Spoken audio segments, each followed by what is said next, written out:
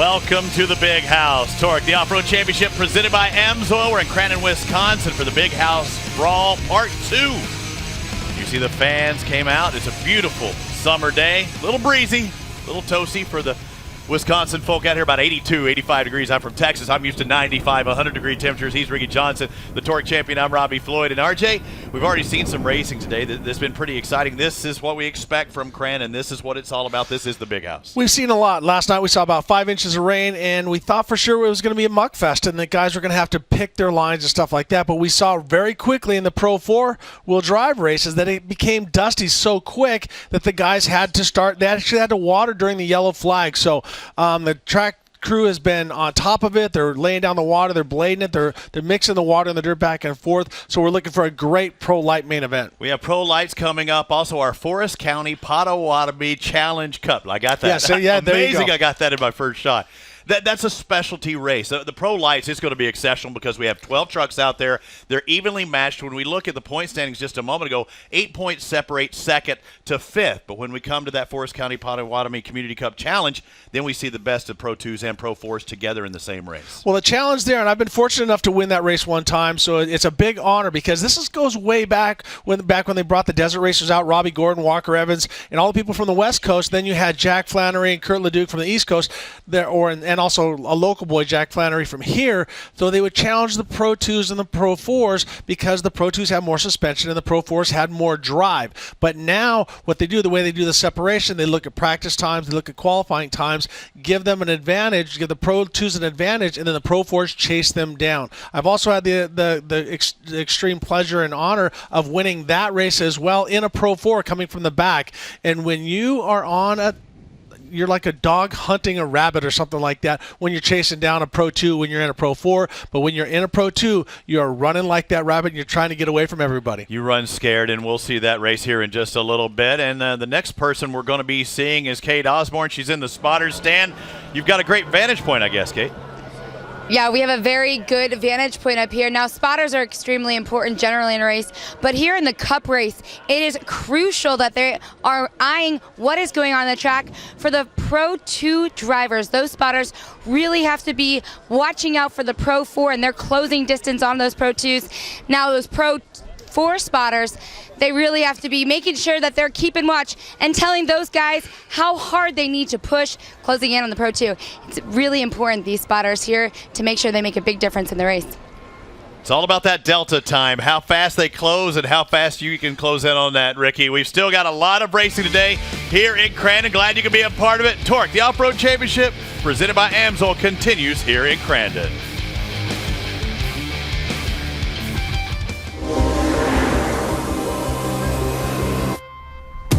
There's a lot of performance hidden in these tires. These tires are insanely good. Selected as a Consumer's Digest Best Buy. If this is what experts thought about Cooper tires, imagine what you'll have to say. They're impressive on all surfaces. Put Cooper tires on your car today. What would happen if a side-by-side had more power than it ever needed, a smoother ride than ever expected, and as much storage and customization as a pickup truck? Where would you take a side-by-side like that? Where would it take you? Step behind the wheel of the new Bad Boy Stampede 900 4x4 with 80 horsepower. See what would happen if you had more power than you knew what to do with. Explore with it, take command with it. Go camping in it, hunting in it, run your farm, your ranch, or rip up any off-road trail. Because we didn't push every limit of engineering and design to see what a side-by-side was capable of. We did it to find out what you're capable of. This is the Stampede from Bad Boy. Get yours and find out what would happen. See it in action at badboystampede.com.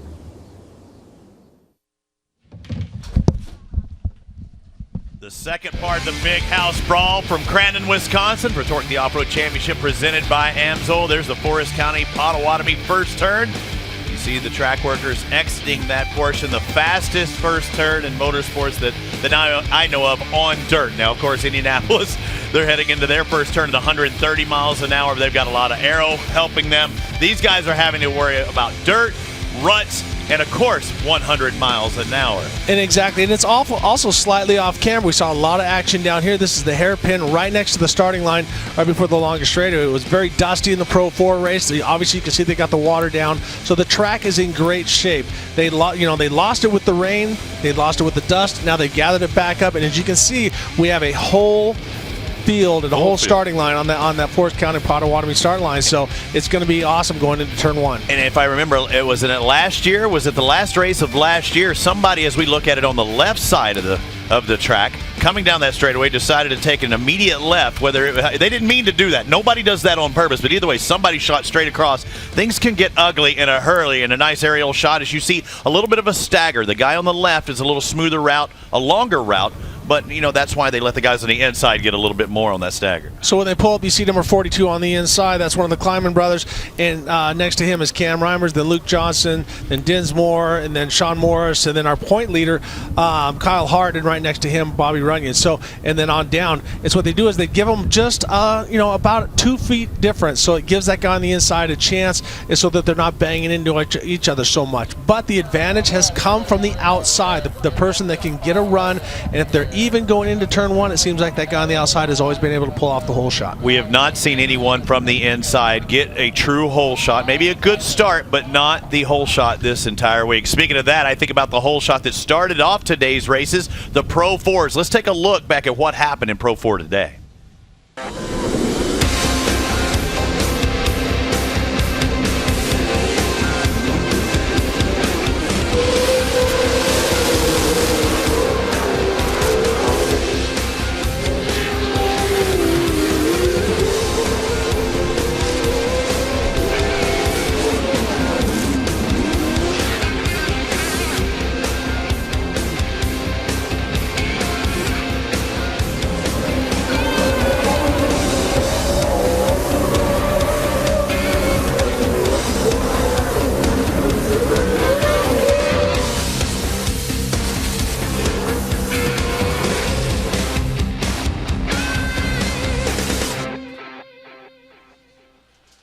I love seeing some of the new shots, putting things together there. You saw a big smile on Johnny Greaves' face. Will he be smiling a little bit after that combined Pro 2 and Pro 4 race?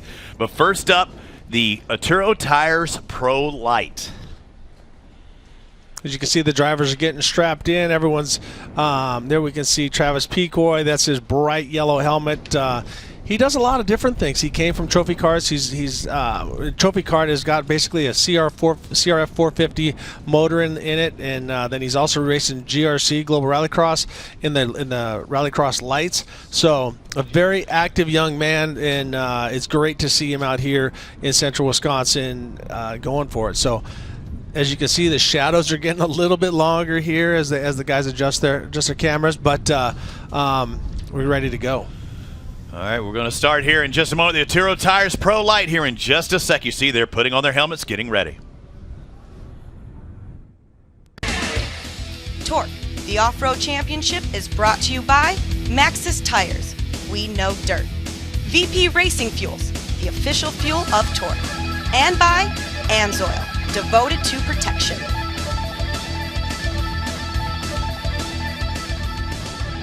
TORC, the Off-Road Championship, presented by Amsoil. A breezy, warm day as the Atturo Tires Pro Light are on the starting line, ready to go. This will be the 6th race of the season, and the most dominant driver has been last year's runner-up in the Pro Lights, Kyle Hart.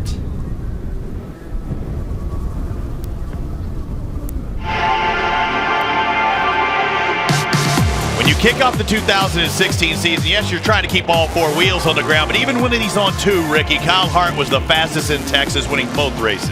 And he also came back, and in that first 2 rounds in Texas, he did run a Pro 2 as well. So he did very strongly in that podium, hitting on the podium in Pro 2. But it's been the confident Kyle Hart that has just been putting it down. He wasn't the fastest in the first practice here at Crandon, but he was the fastest qualifier, and he annihilated the competition yesterday. And there is Kyle Hart, straight and center, the 42. We'll see how he does. The only blemish on his year, he finished 3rd in Chicago, and that was when he had a tire let go. And He regrouped at the competition caution, got back out there, and amazingly still salvaged a podium finish. I mean, and when things are going right, they're really going right, and they are doing just that for Kyle Hart. Well, in that situation, he stayed out there. He drove it around. He manhandled it with 3 tires, basically. As soon as he got that yellow flag, he went in and changed it. Fortunately for him, it was a long yellow because they had to straighten some things out. He came back out, worked his way up, and got a podium. So, as you said, confidence is a crazy, vicious animal, and it can keep rolling forward or it can keep rolling back. And right now, he's on top of that wave, and so we can't say enough good things about him at this point.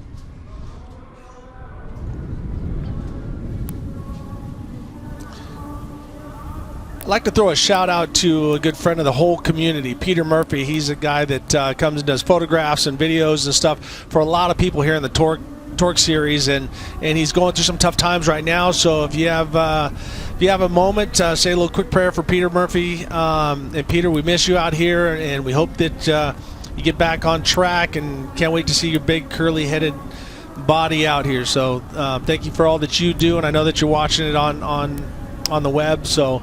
Hang in there, buddy.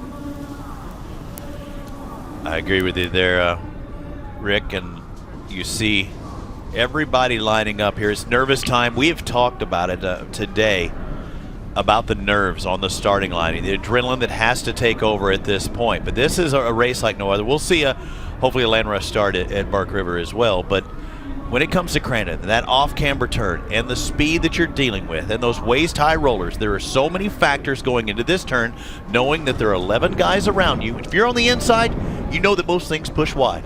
If you're on the outside, you know that most things push wide, and you've got 10 and 11 guys on the inside. Exactly, and that's not just that. You're trying to get the right release. Do I shift? Do I let it go to the rev chip and let it maybe stop traction a little bit, or do I short shift and try to get a good launch? You know, depending on what gear set you have and stuff like that. All the transmissions are standard transmissions, 248 transmission in these pro lights, but in the other stuff, everyone's got something a little bit different. So you got the jumps, you got the turns, you got the other competitors. So there's so many things that are on a driver's mind at this moment. So you just can't wait for that cowboy to run by and put your race face on.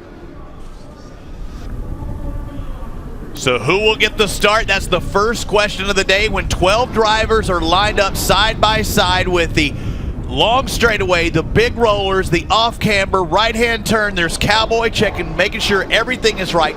If not, you'll see a big wave off out of the truck, but he's trying to make his way across. It'll go up to face Destiny. He's going to show the red card. When he's somewhat ready, he'll show the yellow, and when we see the green flag wave, we start our final race of the day for the Turo Tires Pro Light here at Crandon. Listen to those engines. They'll hit the revs, dump the clutch, and get ready to go here for the Turo Tires Pro Lights.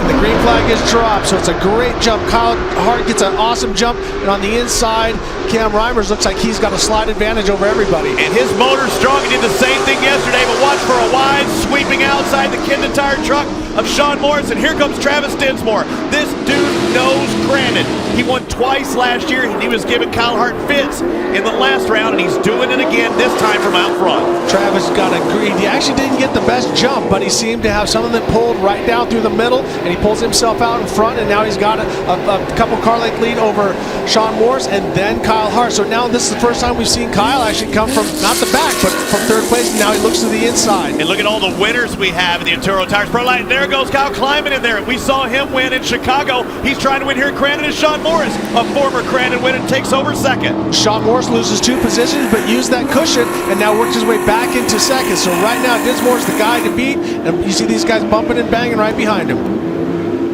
Luke Johnson inside the top 5. You see him in those Red Bull colors and doing a little bump and jumping inside and causing it himself. Kyle Kleiman spins around a little too aggressive, and it jumped up and bit him. Well, the track is really wet right now and really slippery. And what happened is Kleiman got into Hart a little bit, and it just knocked his back end around, got a little bit loose, and around he went. So tough break for Kyle Kleiman. And that was just being aggressive, maybe at the wrong time. This is a long race. Don't take yourself out of it. And we'll see if he can work his way up. Now, speaking of working his way up, Kyle Hart, the fastest man, gets on 2 wheels again, and he only has outside to go.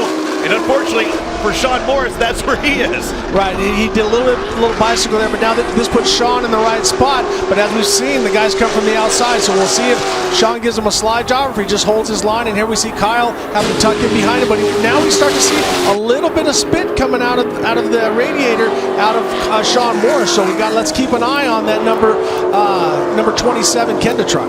And the Kenda truck also scrubbed a little speed. He was giving Kyle Hart that outside line, maybe gave him a little bit too much, scrubbed off that speed. Let's go to Kate Osborne. Kyle Hart pushing his way into second there. I asked him earlier, does he have confidence that he can win here no matter what? He says you can never come in here thinking you're going to do well because you've won, 4 out of the 5 races. But because these guys can blow your doors off. It doesn't matter what you've done. You just have to be fast that day. Well, he's fast every day. Exactly. He's fast all the time. And with that being said, I want to kind of clarify that. The way he's driving, you see him loose and bouncing around and stuff, he's got 100% confidence. But if you come in arrogant to Crandon, it will beat you down, and these other drivers will beat you down. So I don't think he said he's not going to do bad, but he's got to be humble. And he's a great kid that's got a good head on his shoulders. He's got a great family lineage to help push him up to the top. But he is one confident man behind the wheel right now. Also is Travis Dinsmore. There he is exiting your picture. Second is Kyle Hart. Third, Sean Morris. Fourth, there's Luke Johnson in the 14. Jake Lunderby in the 55. Lunderby was fast yesterday, made it on top of the podium. He's putting pressure on Luke Johnson. I know Luke's your son, and you've been working on this truck. I think he's starting to dial in the suspension. It was not set up right. I think he's starting to get used to it today because he looks faster. Well, the biggest thing is that he made some changes, and obviously these young drivers are always trying something, and they're working on a budget and stuff like that. But Luke's doing a great job. And Lunderby, that was CJ Greaves' truck, and you can see he just ate just a complete handful, or I guess shovelful of dirt. But he's going to get better, and he got caught up in racing situations yesterday. So he's a racer, and he's got to make his own deal. Oh, we see Sean Morris getting a little loose coming around the gravel pit, and then Luke Johnson running really high, trying to carry that momentum. That high line is the longer line. We'll see how he has losing little body parts there. Those are just fiberglass. They're meant to fall off if they get hit hard enough. But still, you don't even see Travis Dinsmore in the picture. Maybe he's pushing it a little too hard with that big of a gap. It might jump up and bite him. Luke Johnson closing in on Morris. I think he's got something for him in this first half of the race. Yeah, the race is shaping up really well. And yesterday was a situation with the guys where they're bumping and banging on each other, and racing and stuff happens. But right now, these guys are trying high lines, trying low lines. I like that they're moving around the track. And you see Luke Johnson in the Red Bull entering the Spider Lights, entering the 55 just behind him. Jake Lunderby. Kate Osborne has more. Yeah, I was talking to CJ about his experience with Jake. You have a lot to say about him. What are your thoughts on Jake Lunderby? He's a phenomenal kid. Yeah, he rooms with me, lives at my house, and the kid does all this out of his own pocket, a little bit of help from his parents when they can, but otherwise he's in the shop day in, day out, all on his own, trying to get it done. And it was awesome to see him get his first podium yesterday. He deserves it, and we're going to keep working hard with him, and hopefully we can get him up front. All right, CJ Greaves, get back to the race. Guys, Jake Lunderby. Jake loses a little bit of ground there. Now Travis Picoy, another young gun, and he made some contact with Luke yesterday, and right now he is getting into Jake Lunderby. Lunderby was in the mix. I think he's dropped back a bit. Was that on his doing or somewhere else? And it's the roost, and you can see how heavy it is. But now Lunderby has switched his line back up to the highway around. He's lost some room on Luke Johnson, but now Travis Picoy seems to be picking up the pace and getting more and more comfortable. Here he shoots to the inside, see if he can do a slide job on him. Man, look at that, and he gave him the room. He stayed low, and this is a kid who runs the Red Bull Global Rallycross. He's been here. He's a world champion in the mod karts, but this is a different story in pro life. Yeah, and he's 15 years old, so I love it when CJ Greaves, a 21-year-old guy, says, yeah, he's a good kid. Lunderby's 21. He's old, compared to Picoy. Exactly. So I love this. That's what this class was designed for, to get the guys in the sport, get comfortable, that is somewhat affordable. Racing is expensive all the time, but it gives them a chance to get out there and race. And now we're watching Luke Johnson chase down Sean Morris. So good race going right right there for third and fourth place. LJ14, you see the Crandon tire entry of Sean Morris. He's big time. He's won here at Crandon before, and now he's got his face plastered on his rig, the Kenda rig. People see him going down the freeway, and there's a big picture of Sean Morris. They'll see him driving going, hey, that's Sean Morris. There's Leprechaun from Colorado. So it's great because we got representation from all around the country. Luke Johnson from California lives here in Antigo during the race season, but Sean Morris from Colorado as well. And speaking of that, also the tire entries out there. Crandon tires for Sean Morris. Cooper tires for Luke Johnson. Now going to the inside. Max is just in front of Kyle Hart. He just bogged down. You saw a lot of flames having to let off. The motor just wasn't there to pull it out in the pro light. Yeah. All right, let's go to Kate Osborne one more time. Setting himself up here for the caution. I was asking him early what goes on through his head, and he said, well, you kind of evaluate those last couple of laps. And right now he's actually been running the cushion, and that's what he said. He wants to evaluate if you should stay up, running up on the cushion, or if you should move to the low line and search for that traction. Speaking of that low line, that's what I was talking about with Luke. He went low, really low, and it cost him. Yeah, in my opinion, he went a little bit too early. He should have maybe hung in there one more lap. Right now we're at five laps, so they are coming to the competition yellow, so he had to make a move. You can see he's got some room on Lunderby, so he had to make a shot. It didn't work out. He over-rotated a little bit, so now we're going to have a great race to the end. And let's see if Kyle Hart, now he has clear track, can chase down Travis Dinsmore, because our leader, we haven't even been watching him. He's so far out in front. Why show him? Other than the perfect lines he's been running, he has a 4.3 second advantage over Kyle Hart right there. So a big difference, and that is Picoy that's just in front. Something must have happened to him. And 4.5 second differential with Travis Dinsmore.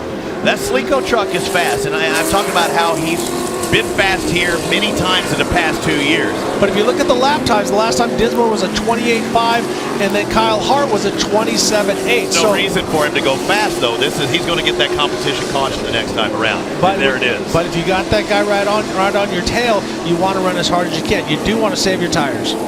Saving those internal tires. The Travis Dinsmore is out in front for now. Kyle Hart, Sean Morris, Luke Johnson, and Jake Lunderby, your top 5. When it comes to guarding your engine, Amsoil offers the next level performance enthusiasts demand. Amsoil provides 75% more engine protection against horsepower loss and wear than required by a leading industry standard, extending the life of pistons and cams. Give the vehicle you love the above and beyond protection it deserves. Amsoil, devoted to protection. Everyone has their daily routines. Some of us thrive on adventure, the thrill, even just a little family time. We live for the weekend. Whatever your passion, Kenda Tires is there for you. Kenda Tires, designed for your journey. All right, Luke Johnson, I think we got him on the radio for just a second. RJ, you get him. Luke Johnson, this is your dad. Do you have something for Sean Morris out there? I love a man of few words. Do you have something for him? And he says yes, so go get him.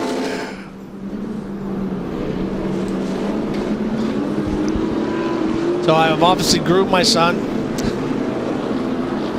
Right now, Travis Dinsmore leads the field for the back half of this race. It's a 9-lap race. 4 more to go, and you see how tight they're bunched up. They're supposed to give them 5 feet, and this is going to be a dramatic race to the finish. Travis Dinsmore, Kyle Hart. Hart's won most of the race this year, and he gets a little off kilter, and the guys cannot pass till they get to the checker or to that green flag, and I don't know about that start. What happened there? Well, Dinsmore just completely boogered up that start, and I know I'm going to probably get in trouble for saying this, but he held his brakes until the very last second, and it juked everybody behind him. So, and something happened. Now, Picoy has moved his way all the way from 6th place up to 2nd, so we might see a restart. And he is a lap down, so I'm really not sure why he's in the mix up there in front. He should have been moved to the back of the field, or would they put him in there, and maybe he can regain his lap back. Yeah, and this we talked about this, that the leader's supposed to keep the pace, and Dinsmore ran up, slowed down, ran up, slowed down, and that's why you see all the body panels shredded, because he did not carry a consistent pace, and the guys were beating each other up. And that was the word in the drivers' meeting this morning when we hit that they saw that if they saw any brake checking or anything, you have to have that same pace that you entered into it. And it'll leave it up to the USAC officials and see what they say. Oh, some guys getting together in the background. Picoy like and Morris. Yeah, Picoy got in. I'm sorry. Lunderby got into Morris, and then that screwed him up. Now Morris shooting to the inside, looking to try to get back around Luke Johnson. So we see Sean Morris shooting to the inside, but Luke Johnson is trying to hold on to that line. Hey, remember, and over on his bonnet is Sean Morris. A little bit of smoke there and a little fire. They want to try and roll that thing over. The safety crew's on it. He is in trouble right now. And you see fluids. Yeah, we can see gas flowing there, but I wonder if the officials are going to say anything about this, because as you can see, everyone's body panels are shredded because they're banging into each other. But now Kyle Hart is trying to work his way back up to Dinsmore, but Dinsmore has worked his way out in front. No, I don't think anyone's going to catch him unless he makes a mistake. And I was at the point where I was wanting to point out Kyle Kleiman, who we saw aggressive early on in that race and dropped way back. He was up to 7th. He looked very good coming into that hairpin turn. I'm curious to see where he'll finish, or if he maybe got caught up into the Sean Morris deal. But yeah, you do see Kyle Hart in that Maxxis entry out of Louisiana, the 41, starting to close in on Dinsmore just a bit.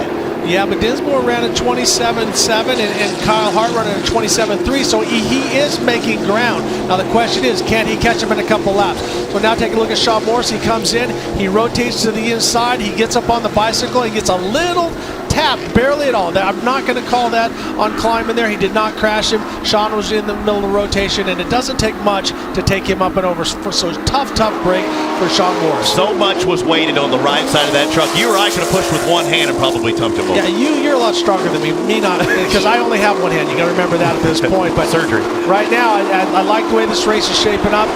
Dinsmore, obviously a champion from here. He's won this race, and Kyle Hart has won just about every other race this year.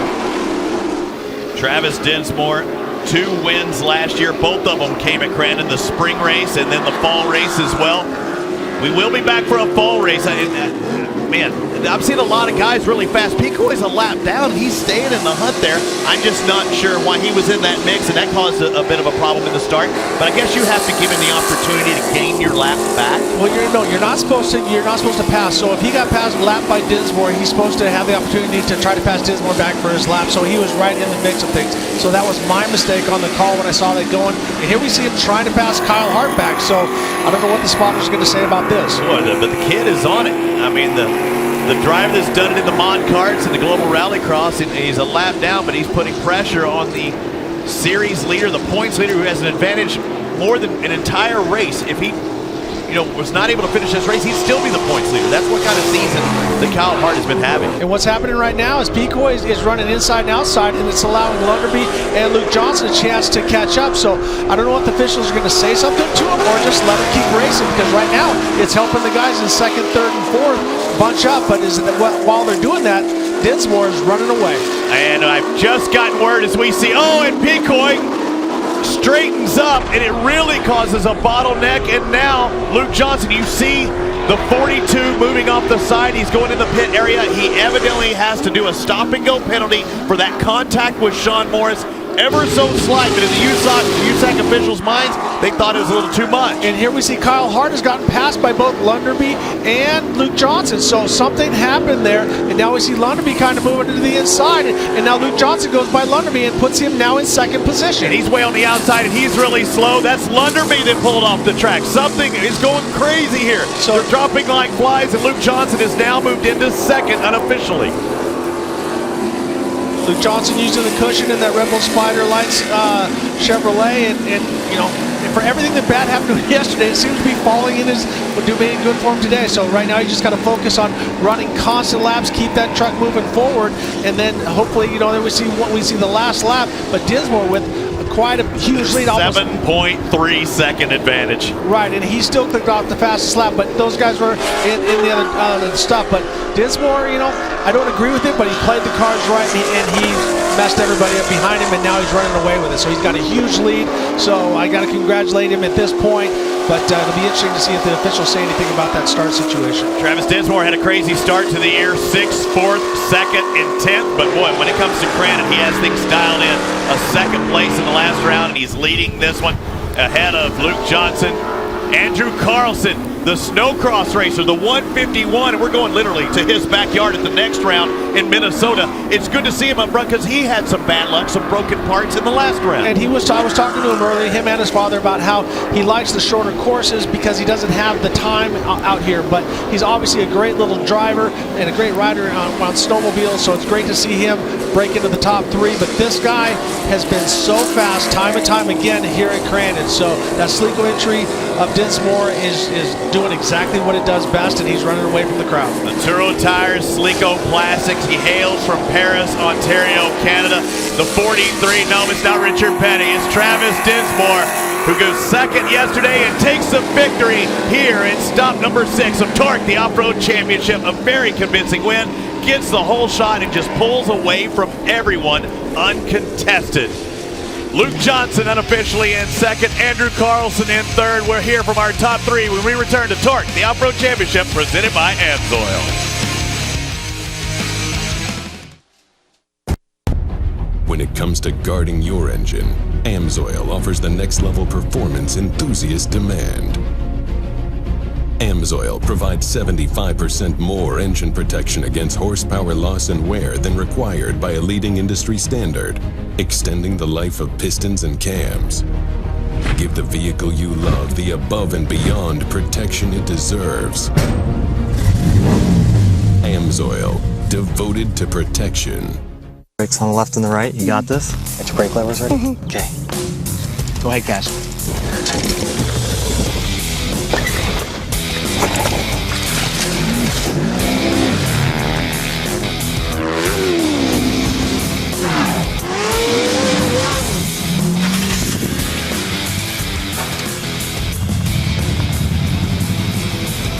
We know dirt. Maxxis Tires.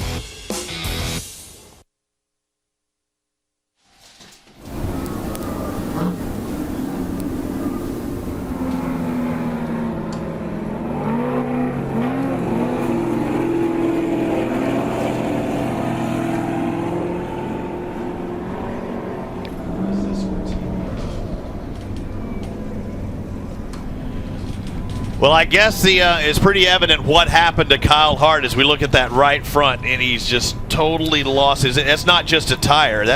Is that the whole hub, everything that's turned down and not able to move. What it looked like is Pico was trying to get off the track, and then Kyle Hart ended up hitting him. Then he had a flat right front tire, but then as he came around the barn turn, as he jumped, it took him into the wall, and that's what broke it. So it was like a 1-2-3 punch that took out Kyle Hart. And as we talked about, the pendulum swings one way to the other. You know, he won yesterday, and here he got 10th today, so he lost quite a few points.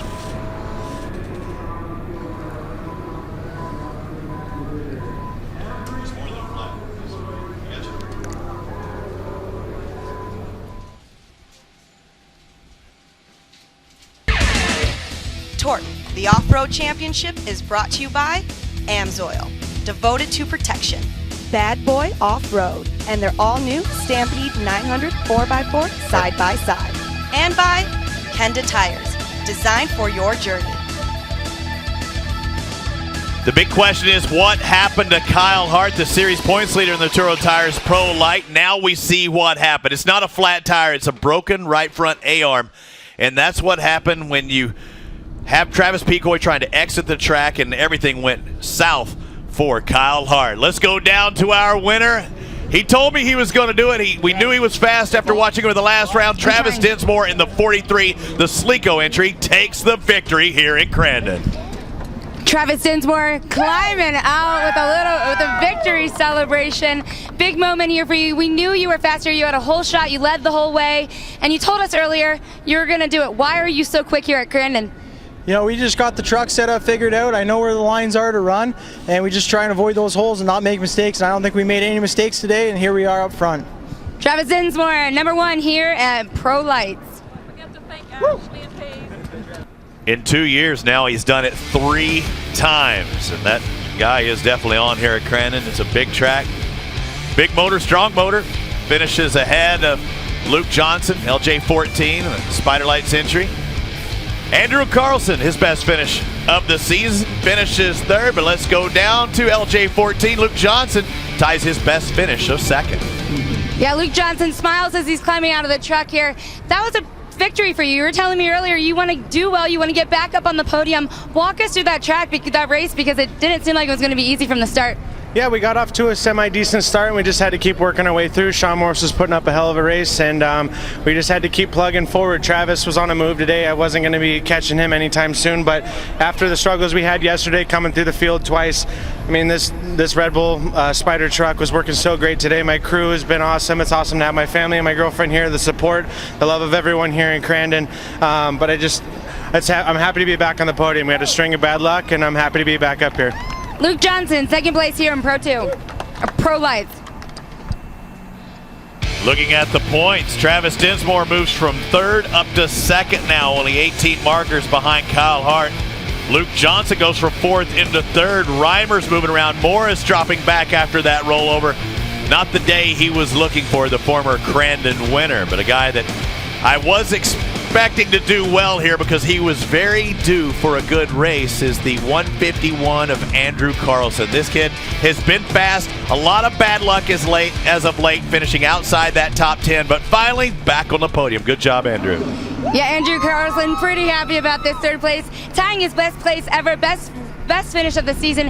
Andrew, you were telling me that you've made a lot of changes this season and you're really excited about where you are. What do you attribute this little victory for yourself to? I knew we could do this. I knew it was coming. This is only the second race we finished this year without a mechanical issue, so I knew it was just a matter of time before we could get up front. I know we got the speed, the crew's working their butts off, and just a fun track, and we were 10th at halfway and we came out third on top. So just a tough race, but it was fun. I just got to thank everyone on the team. At Turo Tires, Polaris just came on board, Amsoil, Best Western, CM, everyone, Pro Power, ATD and Dynamic Converters, just everyone that's putting in the hard work and making this thing go. So thank you. Good job, Andrew Carlson. Best place here this season in Pro Lights.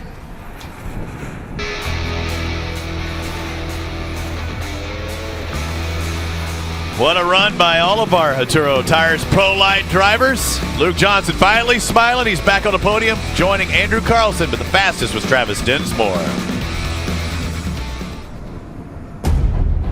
When it comes to guarding your engine, Amsoil offers the next level performance enthusiasts demand. Amsoil provides 75% more engine protection against horsepower loss and wear than required by a leading industry standard, extending the life of pistons and cams. Give the vehicle you love the above and beyond protection it deserves. Amsoil, devoted to protection.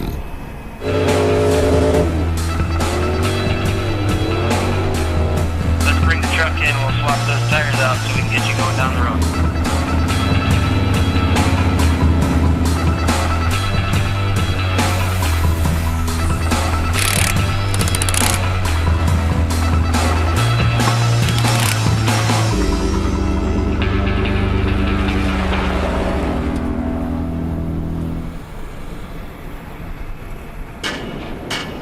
What would happen if the side-by-side had more power than it ever needed, a smoother ride than ever expected, and as much storage and customization as a pickup truck?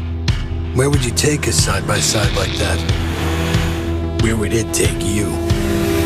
Step behind the wheel of the new Bad Boy Stampede 900 4x4 with 80 horsepower and see for yourself what would happen. Everyone has their daily routines. Some of us thrive on adventure, the thrill, even just a little family time. We live for the weekend. Whatever your passion, Kenda Tires is there for you. Kenda Tires, designed for your journey.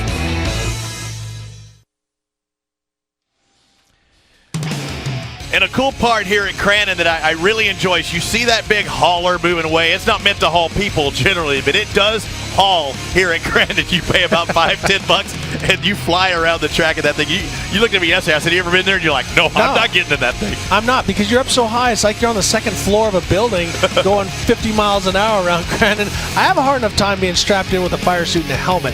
I am not going to get in the bed of a giant dump truck and go for a ride. But hey, a lot of people do it. I want to take that ride because I would ride with my partner Ricky Johnson, who's to my left, but I don't know if I want to sit in a two-seater with you around this track, but I might trust them for a little bit. But forget Six Flags. That thing's fun. The best seat in the house here at Crandon. I want to give it a go when it's really wet so I can drift that thing and see what that would feel like. Then I'm definitely not riding. The pucker factor would be so high. I'm definitely not riding with you. You see the amphitheater seating. It's great to have here. A lot of tracks you go to, and we'll see motocross tracks, and this is a very viewer-friendly. There's only one portion of the track you can't see, but it's like a bowl, an amphitheater. You can see 3/4 of the track and watch a lot of passing going on here at Crandon. We've heard from before, generation after generation, it goes on and on. I started racing back here in 98. But I was doing TV before that when it was called Soda back then. And like I said, the legend of like Jack Flannery and Walker Evans and Robbie Gordon and all those guys would come out here and they would put on a show along with guys like Kurt LeDuc and Scott Douglas and stuff. And every year there's more kids, there's more families, and everybody has a great time. They camp out, they're running around, they're having a good time. They always have a concert for everybody, and it's just a great time. So it's not just a truck race, it is a happening here in the Northwoods. And they're preparing for this final race of the day, the Forest County Potawatomi Community Cup Challenge. But, those are the big boys, the bad trucks, the Pro 2s, the Pro 4-wheel drives. But nowadays, where does it all start? Hey, Ricky Johnson, at Ricky Johnson, will there be a UTV World Championship race in the fall, Crandon? Do you know that answer? I do not know that answer, but I know that we're talking about, but I think at Robbie Floyd or... Robbie Floyd 329. The answer is, Ricky, yes, there will be. In the next 3 races when we go to Bark River and Crandon and in Elk River in Minnesota, we will have races, but there will be a world champion crowned in the UTV racing. And that's cool because that's where a lot of these guys start from. Andrew Carlson, I think we may see him out there driving.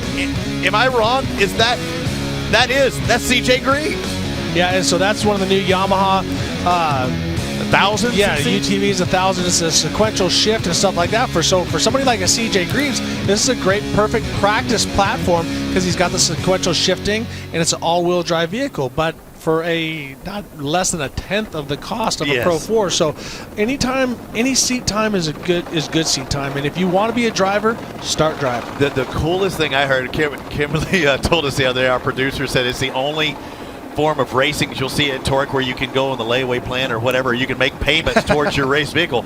So yeah, you might spend $8,000 to buy the UTV and another $8,000 to build her up. Yeah, you got to put some safety harnesses and stuff like that. But they're different classes. Some of the big open classes where they spend quite a bit of money. But if you can get into one of these vehicles, they're awesome in the woods. They're awesome in the sand dunes, in the mud.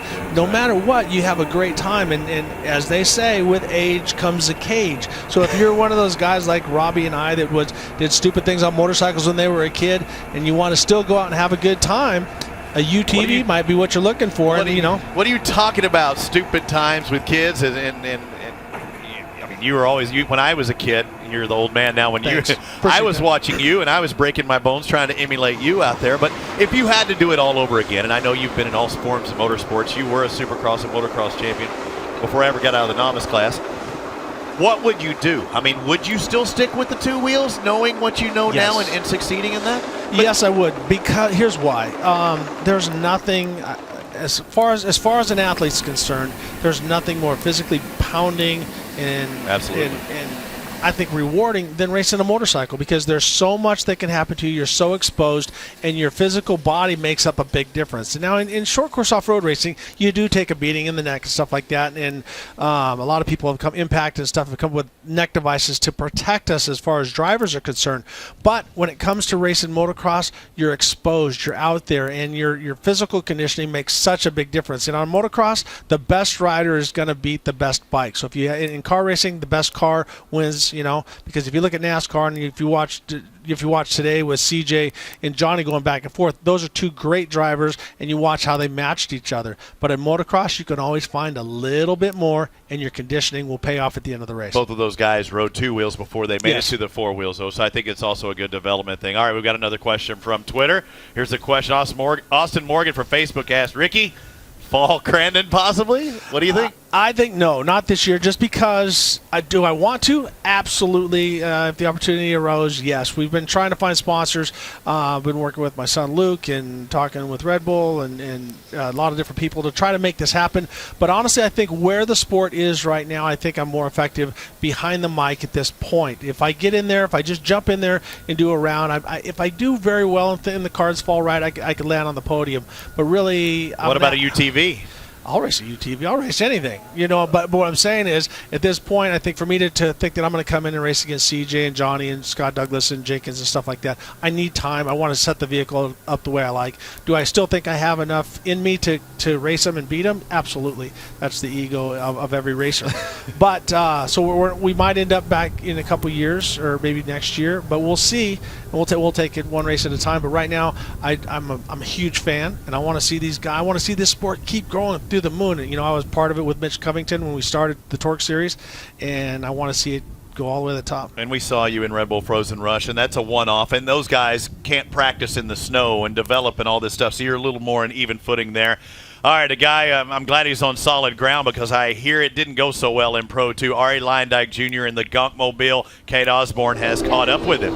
Yeah, this weekend for Arie is not the way that you wanted it to go. You were telling me that you really liked Crandon. I guess the question is, do you still like Crandon? Yeah, I still love Crandon. We had a great 2 races going this weekend where we came out of the box really well. Today we had a little bit of a failure with the front hub, which led to a brake failure. So that put me off into the one of the corners, and then due to that accident, we actually had an engine failure because one of the water lines broke. So big, huge disappointment for our sponsors, Gunk and Liquid Wrench, Hostile Wheels, and Cooper Tires. But we'll be back, and we learned from it. We know we have the speed. We hung right in there with CJ and Keegan, so hopefully in the fall we'll come back stronger than ever. Thanks. Arie Luyendyk Jr. here talking about Crandon. Hey, Kate, I've got a question for Arie while you got him there. Arie's driven at the Indianapolis Motor Speedway. He's been into that first turn at almost 200 or 200-plus miles an hour. How does he compare Indy to Crandon Turn 1? Yeah, so Arie, the question is how do you compare Turn 1 here versus Turn 1 at IMS? You were comparing the IndyCar and Crandon vibe, and there's a lot of similarities. But talk about that Turn 1 and what you're really thinking going into it. I mean, it's obviously both corners are full commitment, and that's all I can really say as far as the comparison. But, with Crandon, you have so many different variables. You never really know what turn 1's going to be like because the water could be different, ruts could be built up, so it's very unpredictable to where that first corner is obviously nothing like no other. So for me, it's awesome to come here and try to get the whole shot, and we came out of turn 1 second both days, so hopefully we can improve on that and get some clear space in the fall and hopefully come back with a reliable truck. So Ricky wants to know, he's a very curious mind. Ricky, what do you got? Well, he's been racing. He's done very well in the the Robbie Gordon Stadium Truck Series. That was what I used to race. But he's raced stadium trucks and IndyCar and sports cars and stuff like that. How does he match the two coming into the big house, where it's a very high speed, obviously not as high speed as Indy, but it's also not as short and bang 'em up derby as Robbie Gordon Stadium trucks? Yeah, so the question is how do you compare the speed here? You compared to SST, which obviously is a lot of banging and it's rough and it's fun, but there's definitely some interesting things going on with that. And then you have Indy. How do you compare the speed all around Crandon compared to those two? You definitely get the feeling of speed, but I think it's not as fast, let's be honest. It's definitely not as fast, but it's just the variables are so different. I mean, you could go into the corner the exact same as a lap before, but maybe a rut would develop or you don't have as much angle, and then you can get in trouble quick. So I feel like it's more or less, you have to be aggressive, but for me, I have to back myself down a little bit and not just go in there flat out every time, because it really is different almost every time you enter the corner. And just out of curiosity too, what can these fans expect to see you for the rest of the season? Obviously you have this truck. What can they expect you to do? Well, I mean, for one, I'm just disappointed because we didn't finish the race. So we need to get back to shop, figure out what's going on with the truck. New truck for us, so we do have a lot of growing pains with that. But it's fast. I think that we were second in practice, so the speed is there. So once we get the reliability sorted, I think we'll be fast. Well, Arie Luyendyk Jr., it's been an interesting couple of seasons for you, but I'm looking forward to seeing you back in the truck. I know you guys have a quick one, and I'm excited to see what you can do. Thank you. Appreciate it. Guys? We'll see if the Mobile can get it together. He had a little off-track excursion. Heard he made contact with that telephone pole. They've got some work to do, and they'll be back at Minnesota. It probably will help him a little bit, don't you think? Because a lot of these guys have been doing this forever. They've raced Crandon, Bark River, all these tracks. They have never raced in Minnesota. Yeah, everyone's got to go there on the same level playing field. And Arie did very well in stadium trucks. I had the opportunity to race against him, and he'll adapt very fast because of that. And I think we've seen that in Cincincaid and some of the other guys, that once they got into that stadium racing, it's so rough and so aggressive, and you have to adapt very quick because you're running some on asphalt, dirt, some in the stadium, some of these wide open road courses and stuff. So he'll adapt and he'll do very well. But he's a racer, and he's coming in, he's trying to figure things out. And I think if he took a step back and just trusted some people that have done this before, I think he'd make a big step forward. And then he could take that knowledge and the intensity, because that's the one thing that he brings to this game, is the intensity of knowing what it's like to line up on the Indy 500. I've done a lot of things. I've raced Supercross, I've raced at the Nationals and stuff like that. But I got to tell you, I've never had the nerves of walking up and listening to Jim Nabors sing the American anthem or any of that. So him bringing that intensity to TORC, the short course off-road series, does quite a lot. Well, we have a big day for you today. We've already had so much racing today, and it's a 2-day weekend. It starts off at Crandon on a Saturday, this Saturday-Sunday event. And let's take a look back at yesterday's Pro 2-wheel drive run, and it was a good one.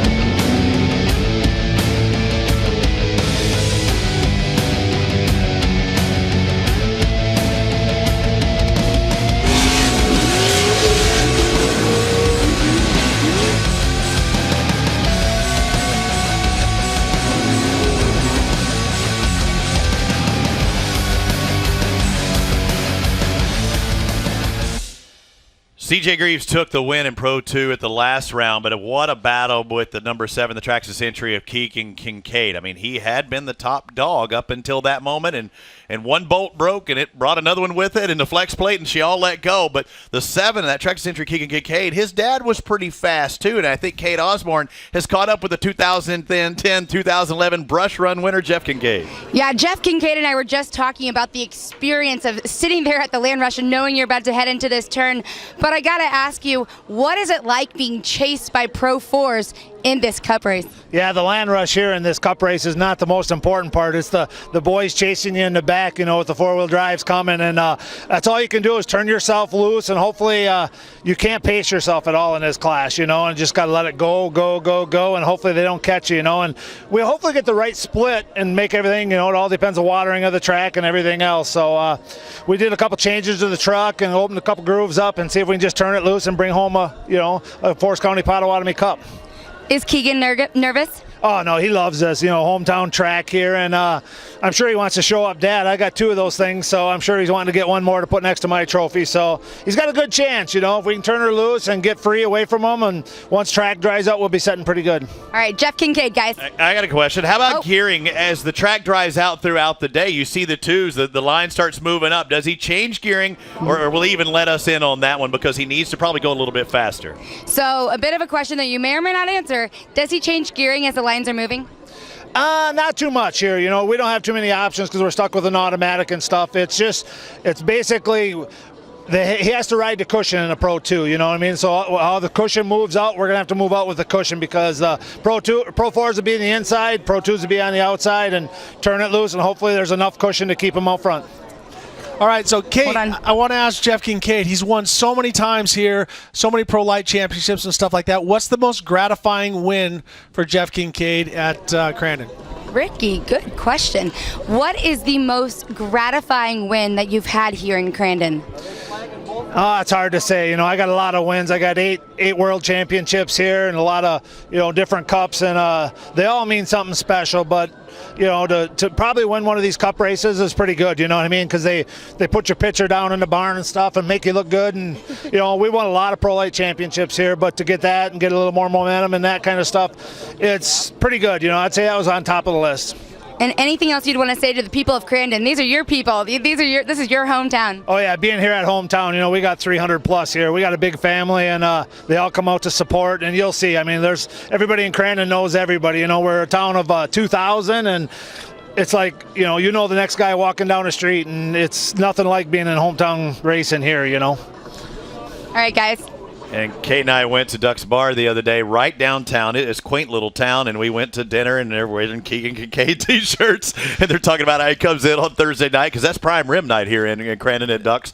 So you got to make that. Exactly, and it's just, as he says, 2,000 people, so it's such a small town. And imagine in the fall, and we've seen 50,000 spectators, so this place explodes, and the campers are just a sea of campers. It's unbelievable. But the support and everything that this town has gone through with the loss of some great people.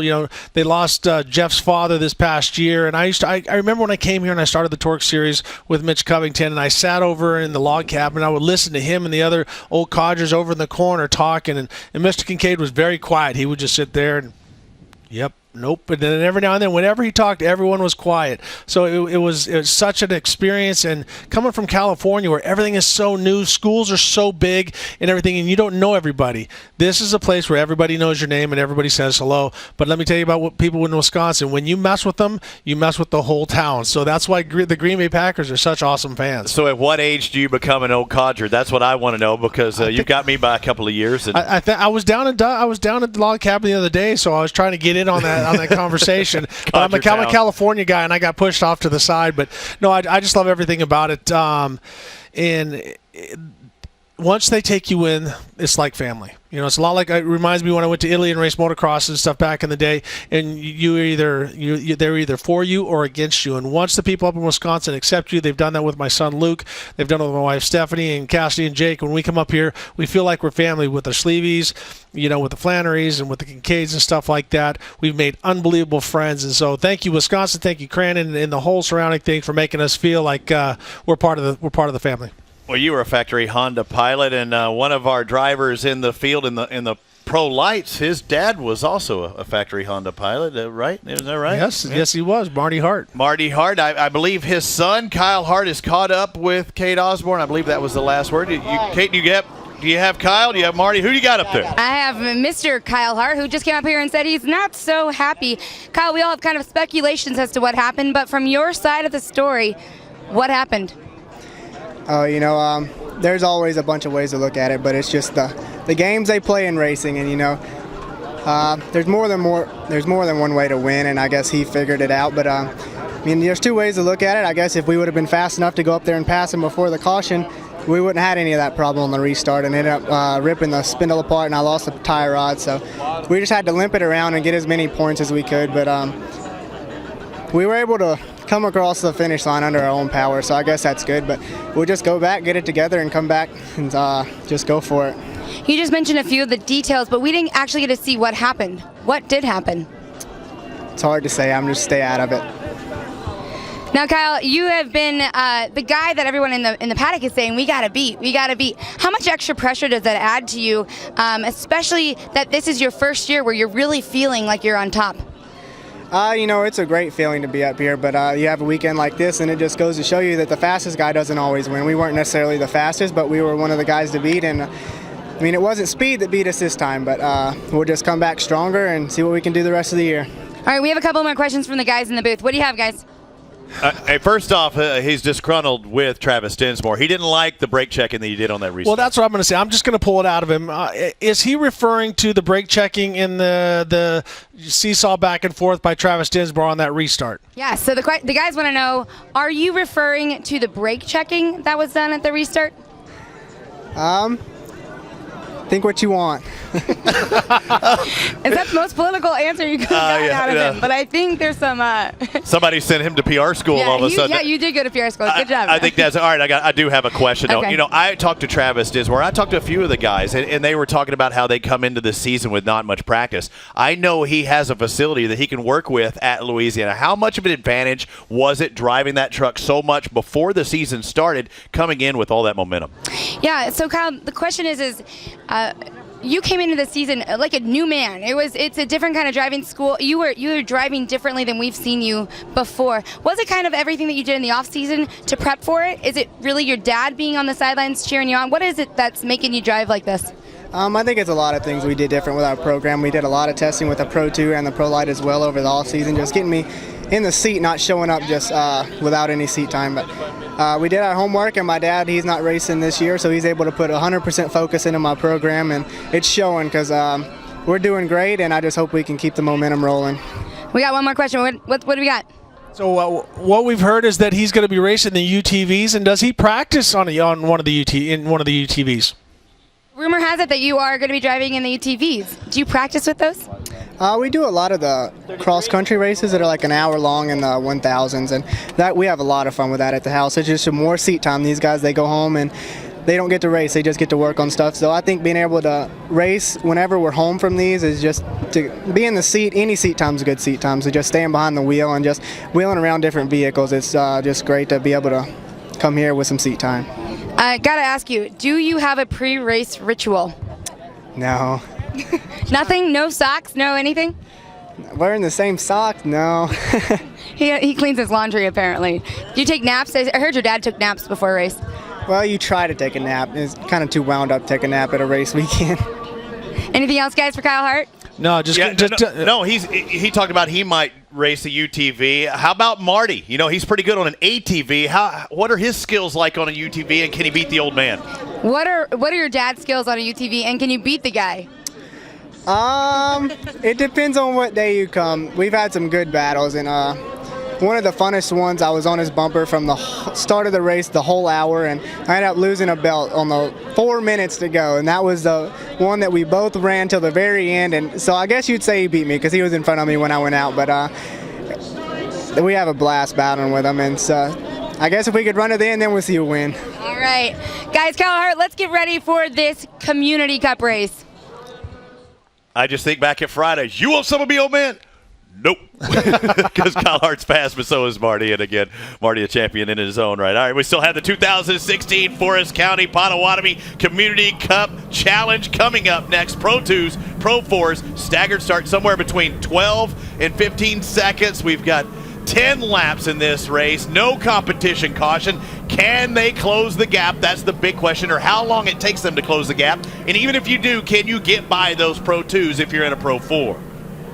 The last few Brush Cup winners have been Johnny Greaves in the Pro 4. The year before that, Chad Horde back in 14 in a Pro 2. Johnny Greaves in 13 in the Pro 4. Before that, a Pro 2 with Rob McCachran. Jeff Kincaid won in 2010 and 2011 in the 2s. And there's my boy, Ricky Johnson in 2009, Pro 2 wheel walk drive, winning the Crandon Cup in the Brush Run. As you can see, we got 3 Pro 2s to the left of your screen. They're up towards the front. Now, when they take off, it's going to be somewhere between 12 to 15 seconds before they go to give them the separation. The bad news for the Pro 2s is there's not that many of them, so they're not going to create that much dust. All right, here we go. On the top of the screen, when you see that background, just like they are in racing, when you see the white background, those are Pro 2-wheel drives. The black background will be the Pro 4s. You see Brad Lovell in there, and I thought he was having some motor issues. We'll see if he got things sorted out. He was having an intermittent cutout, and we were trying to diagnose that problem earlier on today in the Pro 2-wheel drive. So 3 guys take off, then about a 12 to 15 second gap in the Pro 4s. It's about to go down. Yellow, now we've got a green flag. 10 laps of racing, no comp caution. And it looks like Keegan Kincaid with a start on the outside. The Traxxas number 7 is going to try and check out Ricky. 10 laps, and you can see it's already starting to create some big potholes and stuff like that. So, but the ground is great. The track is actually better than it was this morning because they've been working it the whole day. And now we see Keegan out in front. We see Level, and DeGrave going back and forth in second and third, and now the Pro 2s take off, and CJ with a terrible start. He had the pole position, and now we see Johnny Greaves in the Traxxas truck getting the whole shot, but Johnny Greaves on the outside. Oh, I wanted to see him coming into that first turn in the Pro 4s, and there we go. Johnny and CJ turns a bad start into a pretty decent one, and able to salvage a little bit on that start, but Johnny's out in front. Not what the Pro 2s wanted to see. Not what anybody wanted to see. Oh, we see Keegan Kincaid come in a little bit hot and hit the wall, so he might have flattened the tire, but at this point, everything looks good. The wheels are tracking straight, but these first couple laps, it's really difficult for the Pro 2s to get any kind of traction, and they're knocking the mud off for the Pro 4s, so the Pro 4s shot off with advantage when it comes to that. So let's take another look. It's Keegan coming to that finish line corner where he grazes the outside wall.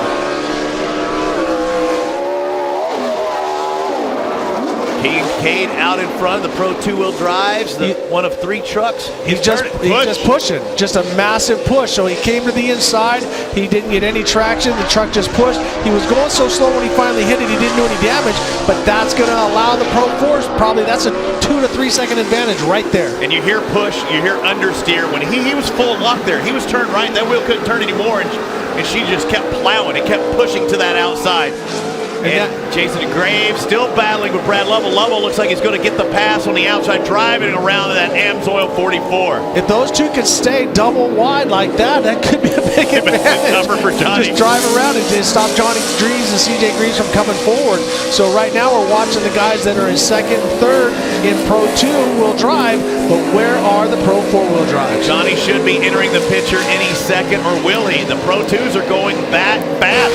You know what? That's a bigger advantage even right now. They haven't completed their first lap, but a 1:23.49 is not going to get it done. You've got to get down there in that 22 range probably if you're going to hold off Johnny Greaves, who's down in the 20s. Over the next 3 laps are going to be the fastest laps for Keegan Kincaid, where the mud's getting blown off the top. And here we see the 1 and 2 in Pro 4, Johnny and CJ Greaves, now coming around the finish line turn and doing exactly what they've been doing all weekend long. Johnny leads his son, and I promise you, CJ wants a little, I don't know, he wants a redemption on Dad. Dad beat him today in the Pro 4-wheel drive, and he wants to prove that he had the faster truck. There's a nice view. Keegan Kincaid on the left, exiting the picture on the left. There's second and third in the big picture. When the Pro 4 sneaks into the picture, will be Johnny Greaves, and there's CJ going into the hairpin. They're about 14 seconds behind at this point, and that's just my hillbilly way of counting 1001, 1002, but right now he's got a really good lead going and everything's working good for Kincaid.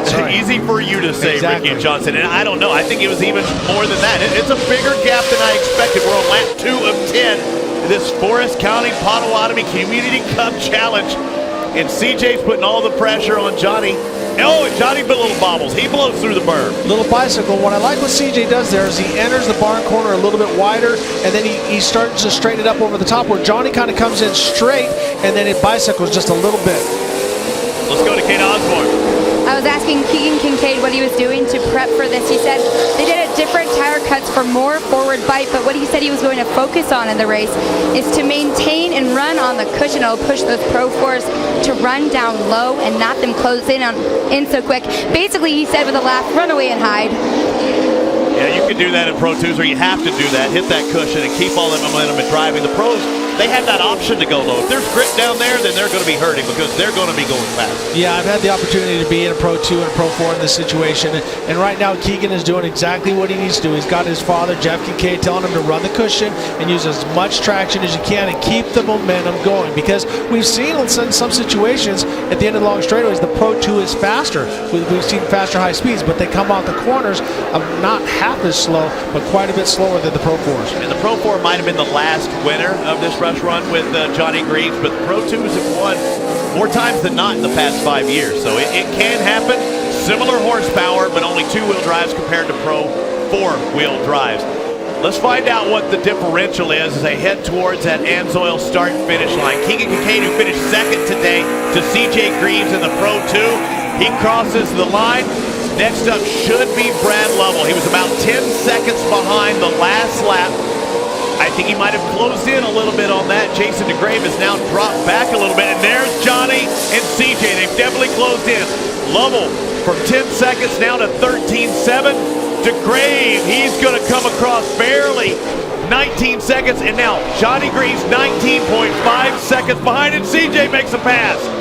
CJ on the outside, can he hold on to it? DeGraves, I love it. He's digging and scratching out there, helping out the Pro 2 guys. Johnny says, no, son, it's my race. Exactly, so they pushed Johnny out, and you know what?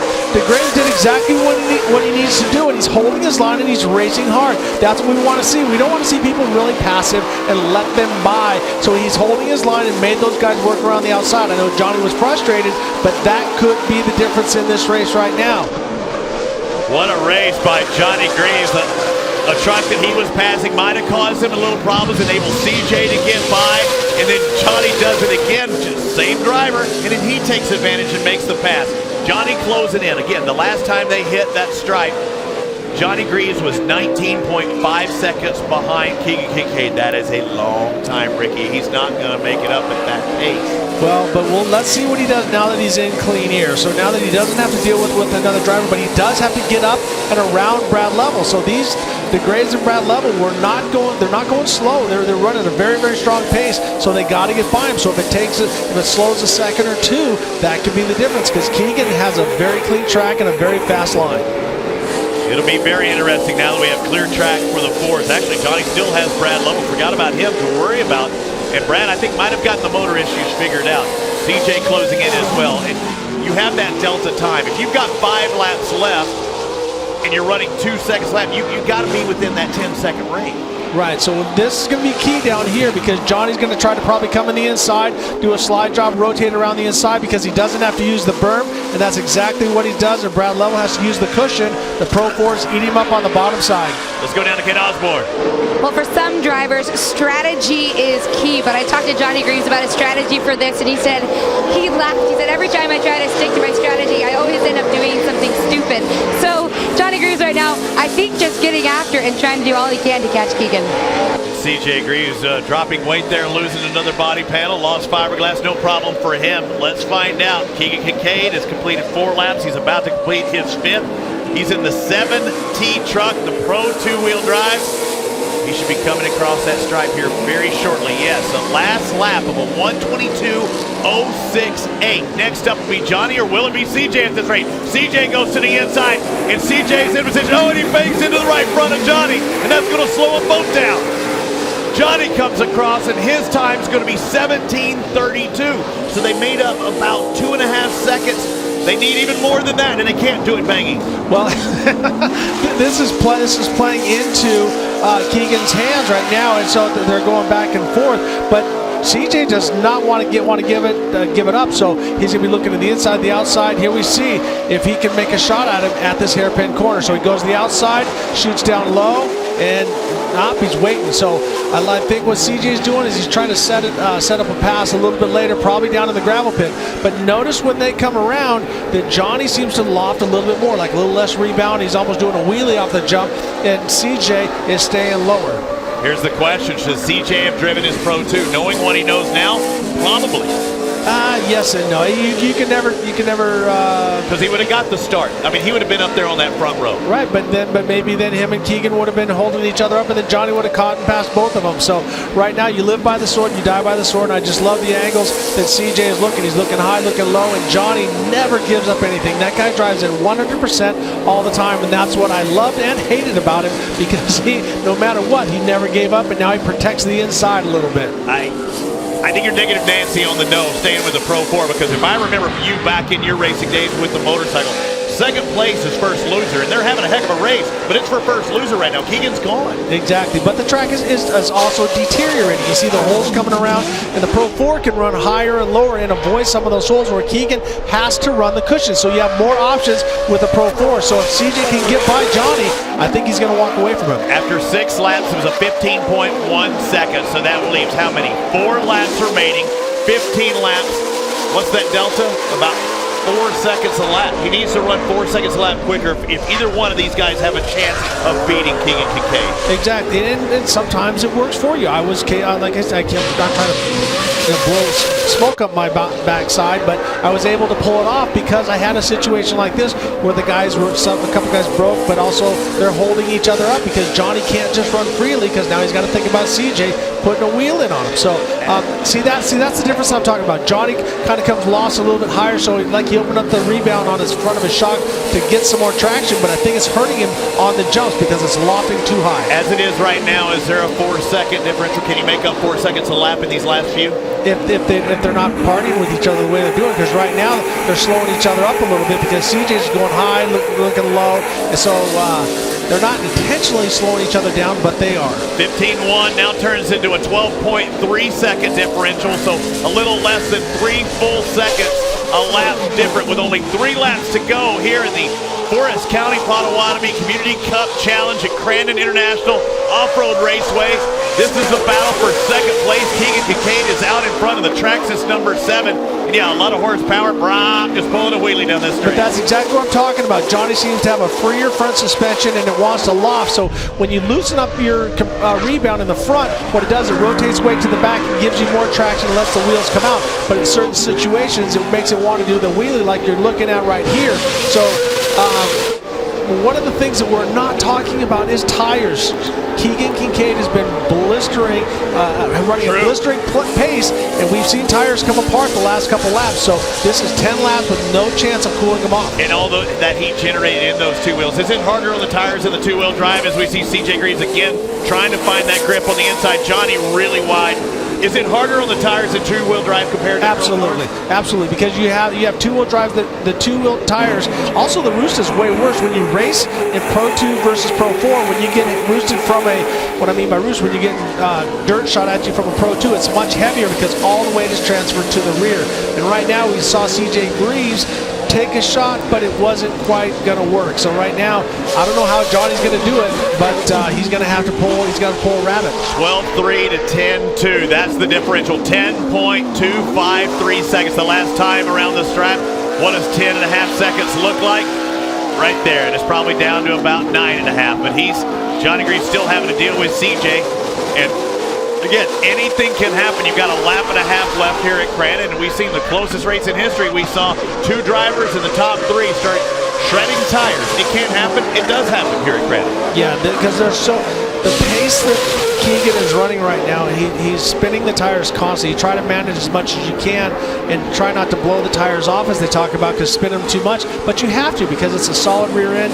Everything you have to drive with using power and rear steer in the vehicle. So you can't just come in and turn in like a sports car. As you see, Johnny flicks it sideways, gasses it as they drift through the corner. And so looks like CJ is trying, but just can't seem to make it up on Johnny. We're getting really close to the end. The Maxxis tires of both the Greaves. We have the Cooper tires out in front with Cincincaid.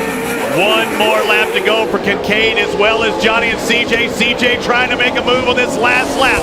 The 33's out in front, or is he? The 33 is CJ, and no, he's not able to hold on.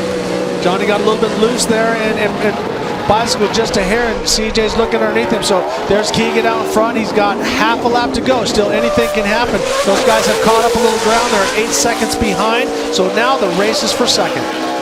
CJ comes out of the hairpin. Keegan comes out of the hairpin. CJ and Johnny into the hairpin, both on that same straightaway at the same time. But it's not going to be enough unless something happens to this guy who's been pretty dominant in this race. He started out in front of the Pro 4s.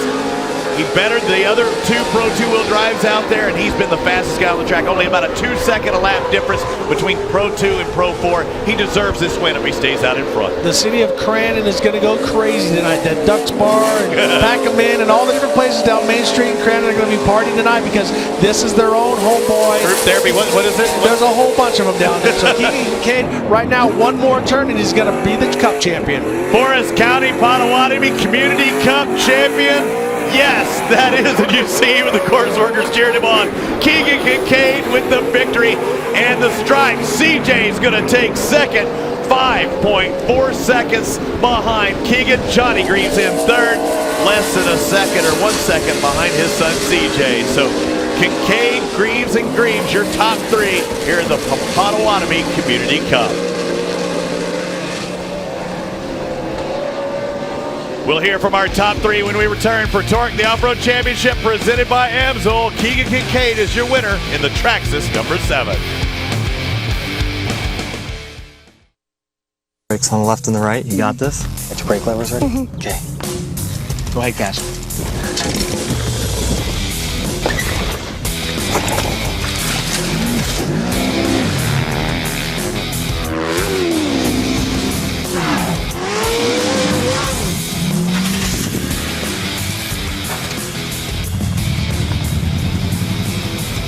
We know dirt. Maxxis tires.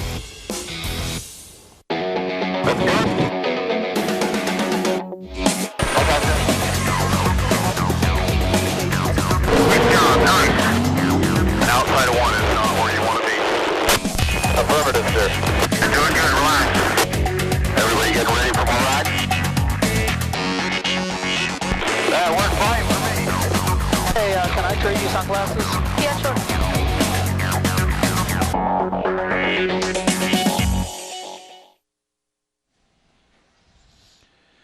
As the fans make their way out of here, they just witnessed a tremendous race at TORC, the Off-Road Championship presented by Amsoil, the Forest County Potawatomi Community Cup Challenge. Many trucks hit the starting line, a staggered starting line between Pro 2-wheel drives and Pro 4-wheel drives. The question was, who would win, a Pro 2 or a Pro 4? Could the two stay ahead? The answer was yes. Let's go down to Kate Osborne, who's with the winner of the Forest County Potawatomi Community Cup. That is Keegan Kincaid. Keegan Kincaid climbing out of this truck. This is a guy who is so pumped right now. I think the fans are just as pumped as he is. First, congratulations, Pro 2 winning the Cup race. That's amazing. Describe those last couple of laps. What is going on in your head knowing these guys are coming after you? Oh, I made a little mistake early. Well, it was wet. I didn't think we even had a chance. So to be up here is amazing. You know, to put this Traxxas truck, you know, through the struggles we've had this weekend, and to finally be on top of the box, and Forest County Potawatomi for putting this on. And you know, last couple laps, my dad just kept, and Cody kept telling me splits, and I was like, all right, I'm good. Just keep running a good pace, and those guys were battling. But I can't thank my whole team, Traxxas, Cooper Tires.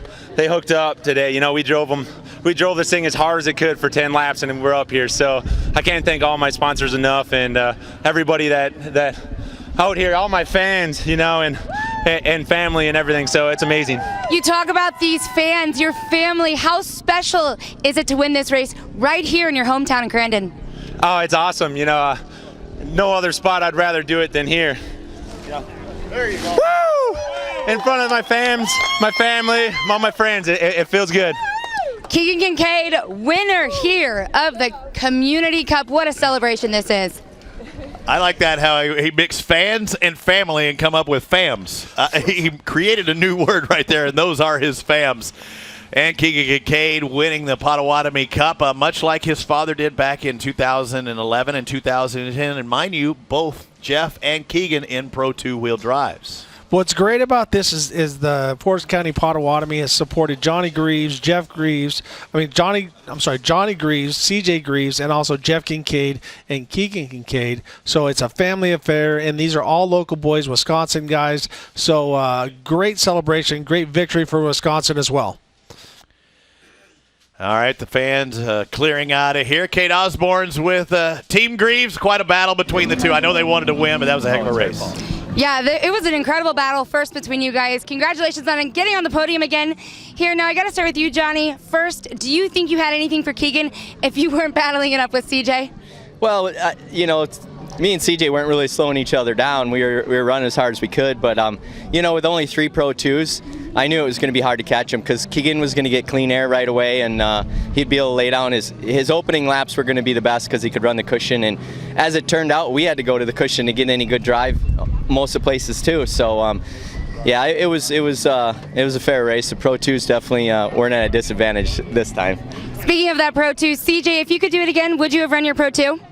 Yeah, you know, I don't know. I mean, we had a strong truck all weekend in the Pro 2, and I think we had his number this weekend, and we thought that the Pro 4 was going to be the way to go, and I don't think him and I slowed each other down one bit. I mean, we bumped and tangled. We got tangled with one other lapper, and other than that, it was clear sailing for us, and I was marking myself, and I knew by halfway we weren't catching him enough. I mean, at halfway he was still going into the finish line when we were only up here, so we were running as hard as we could, trying to put on the best show we could, and they just got a little bit too much gap this time. So, but we definitely couldn't do it without all the guys from Maxxis, Monster Energy, Toyota, Forest County Potawatomi for putting this race on. Method Race Wheels, Fox Shocks, Amsoil, Mastercraft. Congrats to Keegan and all their crew. He ran a great race.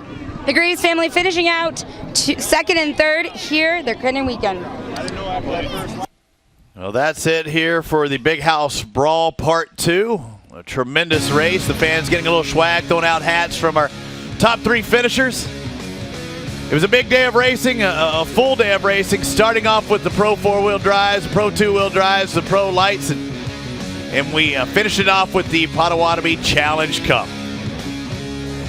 Yeah, the race was unbelievably tight. And then, as Johnny said, the Pro 2s got out in front. Keegan had clean air here. One small mistake, but Keegan was flawless after that. He had his dad tell him where to go. And these two, the Greaves boys, father and son, mixing it up. Not able to take the win. Well, that's it for Crandon. We're heading to Twin Cities Takedown at ERX Motor Park in Elk River, Minnesota. For Ricky Johnson, Kate Osborne, I'm Robbie Floyd. We'll see you in Minnesota.